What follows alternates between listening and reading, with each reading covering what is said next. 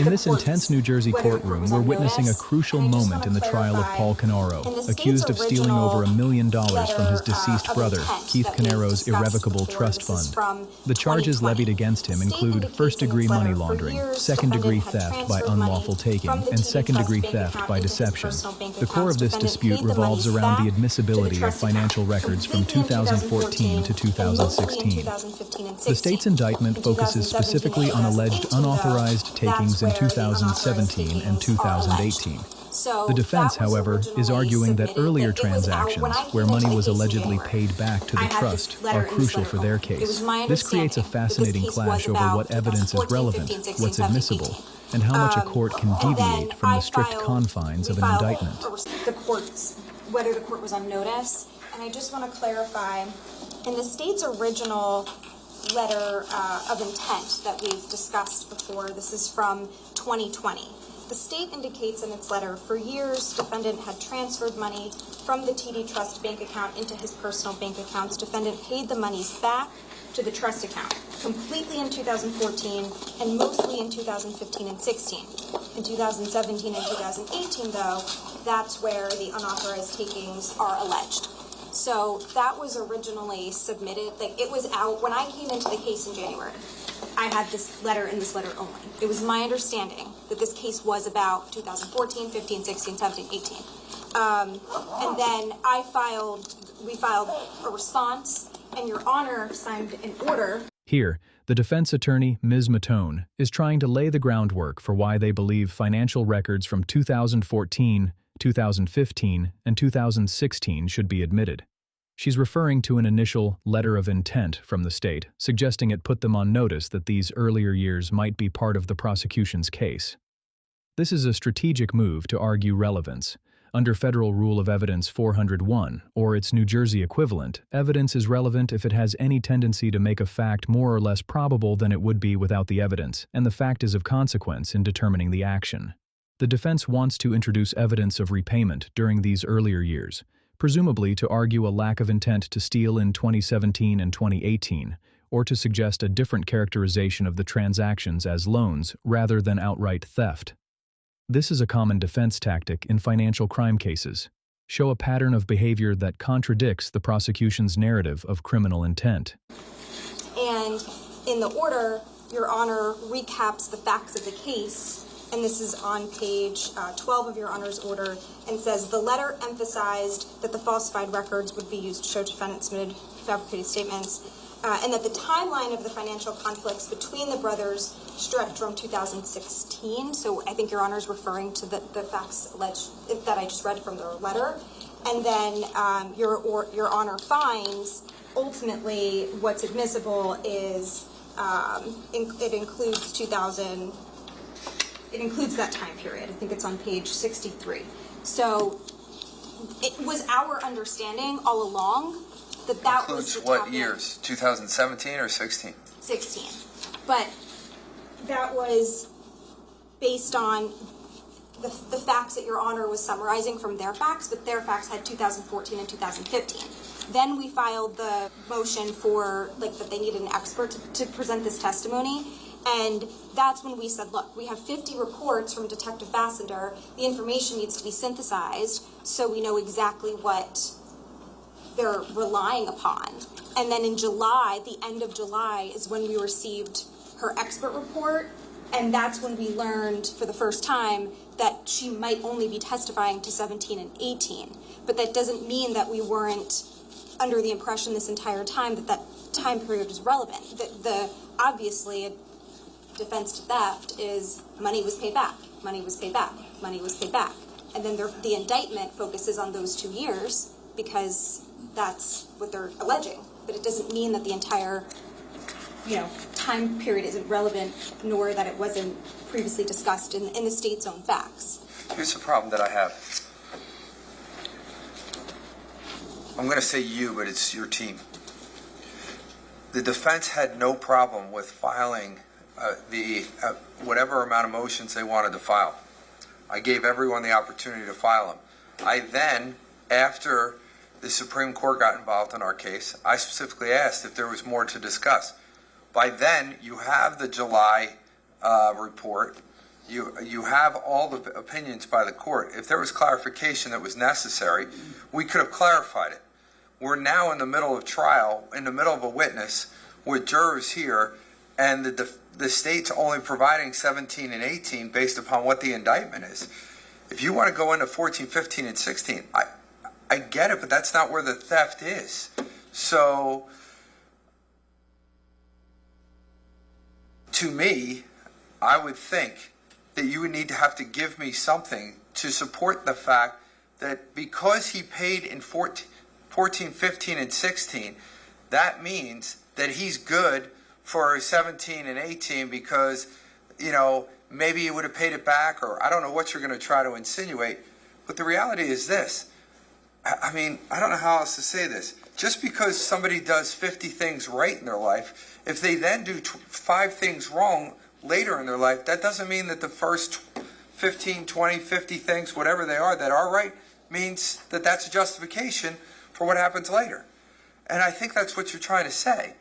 The judge is clearly pushing back on the defense's argument here. He's articulating a crucial legal principle, often associated with Federal Rule of Evidence 404B, which governs the admissibility of other crimes, wrongs, or acts. While 404B primarily deals with bad acts, the judge's sentiment applies equally to attempts to introduce good acts to negate criminal intent for later alleged crimes. The judge is essentially saying that previous instances of paying money back, while seemingly positive, don't legally justify or excuse later acts of alleged theft. You can't say, I paid it back before, so this time it wasn't really theft. The prosecution's case rests on the specific allegations of 2017 and 2018, and the judge is highlighting that past behavior doesn't create a get-out-of-jail-free card for future offenses. This is a critical moment where the judge is trying to keep the trial focused on the specific elements of the charged crimes. So, to me, I'm more than willing to listen. I'll work it out with you guys. But I'm just saying we should have been filing motions if we wanted to bring in something. The indictment is all that we should be talking about is 17 and 18.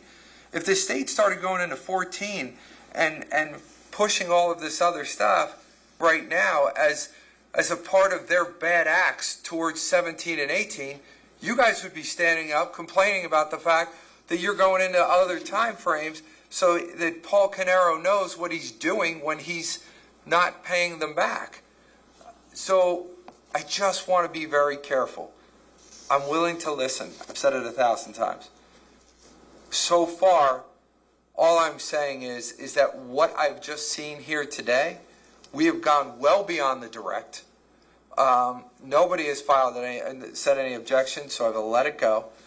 But we're going into areas that, to me, I'm not sure that we should be in. If we're going into them, if both sides agree, so be it. If you guys want to agree to that, go ahead. But to me, the indictment is the area of where we're in. My opinion may have talked about those dates because it was within that motion, but the indictment's still the indictment. So here, the judge firmly reiterates the crucial legal concept that the indictment defines the scope of the charges being tried. An indictment, issued by a grand jury, formally charges a defendant with a crime and specifies the details, including dates. While a judge might have referenced earlier dates in a pretrial order or motion, the actual charges the jury must decide upon are those laid out in the indictment. This limits the relevant evidence that can be presented. The judge is signaling that unless the defense can directly link the 2014 to 2016 repayments to negate an element of the 2017 to 2018 charges, such as intent or lack of knowledge for the specific later acts, then those earlier financial activities are likely irrelevant and therefore inadmissible under Federal Rule of Evidence 402. That's the area that we're playing in. Ms. Mastellone, I'm going to let you finish because you started before I let Mr. Decker say anything. Go ahead. Just the only point was that this wasn't a surprise to anyone, and the 2014, 15, 16 timeframe was in the state's original, hey, this is what we may intend to present at trial. We were on notice of those years. We assumed those years were encompassed. Just because they provided an expert report in the late July for a September trial date that didn't include the rest doesn't mean that we were under the impression that it wasn't relevant. Of course it's relevant. In fact, it's interesting that originally they acknowledge monies are paid back, monies are paid back, monies are paid back, and then they're like, oh, but we might not talk about that. We just want to talk about this.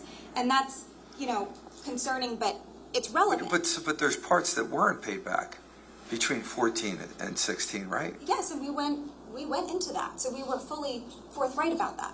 My point only is that the decision was made by the state to not start the indictment in 16, 15, or 14. They made a decision, or the grand jurors made a decision, to start in January of 2017. So to me, going back 14, 15, and 16 has nothing to do with what happens in 17 and 18 unless somebody's tying it in. And just because the state put that in that notice of intent, I had to make the determinations of what we were going to talk about, and I was looking at the confines of the indictment. But let me hear from Mr. Decker. Judge, just for the record, as far as the notice of intent that we filed in 2020, and I'm not going to rehash this, but it just has to be said, that document is completely meaningless at this point, because for 5 years we were under the impression, and the defense was asked numerous times, are you going to file any motion, are you going to file any motion? We all know things change. I've said it a million times. I don't blame Ms. Mastalone. I don't blame Mr. Murray. But that document's value is a little bit sketchy at this point in time. That being said, I just wanted to clarify one minor point. I'm not trying to go anywhere with it. But one of the things that we said at sidebar with respect to that objection about when the court was talking about speculation and the like, is I think the point I was trying to make was that I thought Mr. Murray had asked the witness about the Keith Canaro irrevocable trust agreement that was faxed, the copy of it that was faxed to TD Bank, the one that was missing page, I think it's 6. My understanding of the question dealt with where did it come from? How did it get there? Maybe this person, it could have been this, it could have been that. That was part of it, Your Honor. But I think the last question that spawned the objection was intimating, or at least asking, whether, basically saying that Paul Canaro did not know that he was a beneficiary of that trust, despite the fact, the first time we ever heard that, but also despite the fact that he's the trustee and he signed it.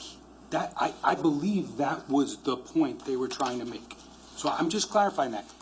We're past it, I think, but I just wanted the court to understand. I believe that's what the question actually was. Well, let me just say this.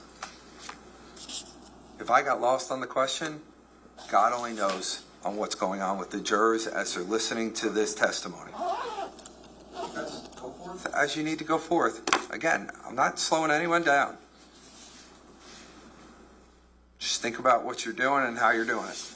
All right? So, look, Mr. Decker, let me be abundantly clear. Are we getting into documents from 2014, 15, and 16? The defense is basically saying they want to bring all this stuff in. Are you of the position, you and Ms. Wallace, no disrespect, you can stand up and answer too. I don't care. What are we talking about? Are we talking about all the documents? Are we talking about 17 and 18? What are we doing? Our direct was limited to 17 and 18, and that is what the state is talking about. I don't see how the fact that the defendant may have paid back monies to a trust account in 2014, 15, and 16 is relevant to what he did in 17 and 18. Okay. You've now heard it. If you guys have a position on that, you want to supply me with something as to why you feel the need to go further, you already have. But if you want to do it... Judge, I was just completing the record because it had appeared that you were saying to Mr. Murray, like, the court wasn't aware that 14, 15, 16 was a thing. It was a thing because it was in the original letter. That was all. That's the point. So it's that it wasn't a big surprise today. There's been a lot of litigation in this case already. It was a while ago. It was earlier last year when we handled these motions in March, April, May. So I understand that it's been a while, and I was just trying to show that this was something that was addressed previously at this time frame, and it's done. We're done. There's nothing more. The prosecutor, Mr. Decker, is trying to clean up the record, explaining that while earlier discussions or letters might have mentioned the 2014 to 2016 timeframe, the state's current case is focused on 2017 and 2018, as reflected in the indictment and their experts' report. He's reinforcing the judge's point about the evolving nature of trial strategy and the importance of timely motions. This exchange underscores the principle of judicial economy and the need for parties to clearly define the issues for trial well in advance. Allowing the scope to constantly shift mid-trial would lead to chaos, prejudice to the opposing party who prepared differently, and jury confusion. The judge and prosecutor are emphasizing that the defense had ample opportunity during pretrial motions to argue for the inclusion of these earlier years, but that ship has largely sailed. As of January 2026, Paul Caniero's murder trial is actively underway in New Jersey.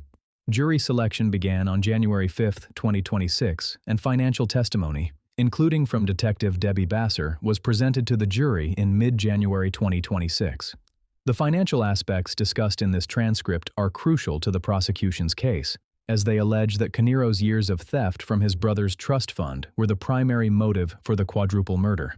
As of the latest reports, the trial is ongoing, and a verdict and sentencing have not yet been reached in the murder case.